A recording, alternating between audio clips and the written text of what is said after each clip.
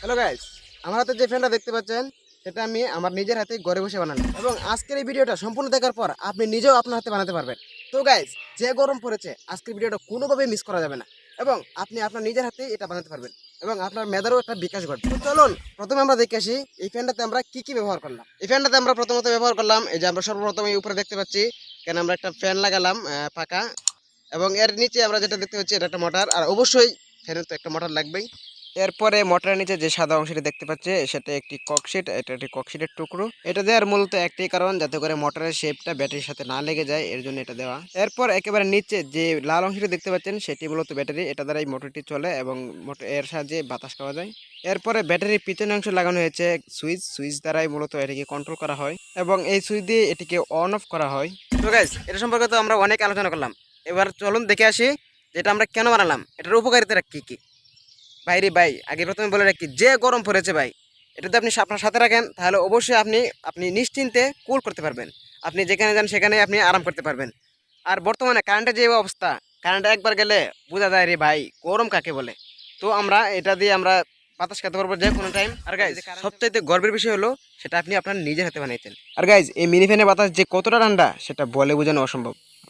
আর guys, আরো interesting ব্যাপার হলো এটা আপনি ফোল্ডিং করে আপনার পকেট বা ব্যাগে ক্যারি করতে পারবেন। গাইজ, এটা সম্পর্কে তো আমরা অনেক আলোচনা করলাম। তো চলুন আমরা এবার ছোট্ট একটি পরিসরে আমরা দেখে আসি এটা আমরা কিভাবে বানালাম এবং আপনি এটা কিভাবে বানাবেন। তো গাইজ, এই মিনি ফ্যানটি বানানোর জন্য আমরা একটি সুইচ এবং একটি মোটর, একটি ব্যাটারি এবং একটি মোটর ও একটি পাকা আমরা নিয়ে নিলাম। এরপর মোটরটা কোন জায়গায় বসাবো সেটা পজিশন বুঝে নিলাম। এরপর একটি ককশিট নিয়ে নিলাম।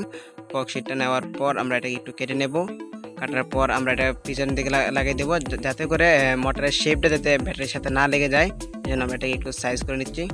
আমরা এটাকে লাগিয়ে নেব। এরপর এটাতে আমরা একটু আঠা দিয়ে লাগিয়ে নেব। এরপর আমরা মোটরটাকে এখানে বসিয়ে দেবো। দেওয়ার পর আমরা এখানে আমরা প্লাসের মধ্যে প্লাস লাগিয়ে নেব, তাহলে বাতাসটা মানে বাতাস লাগবে না, হয়তো বাতাসটা মোটর উল্টা করবে বাতাস। এরপর আমরা সুইচ কানেকশনের জন্য একটি হলুদ তার লাগিয়ে নিলাম। এরপর এটাতে আমরা সুইচটা কানেকশন করে নিলাম। জয়েন দেওয়ার পর আমরা এখন উপর প্রান্তটা লাগিয়ে নেব। এবার পর আমরা এখন চেক করে দেখবো এটা চলে কিনা। আসলে এটা চলে। এখন আমরা চেক করে দেবো এটা কতটুকু বাতাস দেয়। অনেকটাই বাতাস দেয়। এরপর আমরা আটা দিয়ে এটাকে মোটরটাকে ভালোভাবে বসিয়ে দেবো, যাতে করে এটা সুন্দরভাবে বসে, এবং এটাকে চেক করার দেবো শেষ পর্যন্ত। তারপর আমরা সুইচটাকে পেছন দিক দিয়ে লাগিয়ে নেবো, যাতে করে এটা টিপ দিতে সুবিধা হয়, মানে সুইচটা দিতে সুবিধা হয়। আমরা পিছন দিক দিয়ে লাগিয়ে নেবো। এরপর আমরা তারগুলো কীভাবে দেখাচ্ছে, এই জন্য তারগুলোকে আমরা ভালোভাবে গুছিয়ে নেব। এরপর আমরা সুইচ দিয়ে দেখবো এটাকে চলে কিনা। অবশ্যই এটা চলে এবং খুবই ভালোভাবে চলছে এটা। এবং আমরা এখন চেক করে দেবো এটা কতটুকু বাতাস দেয়।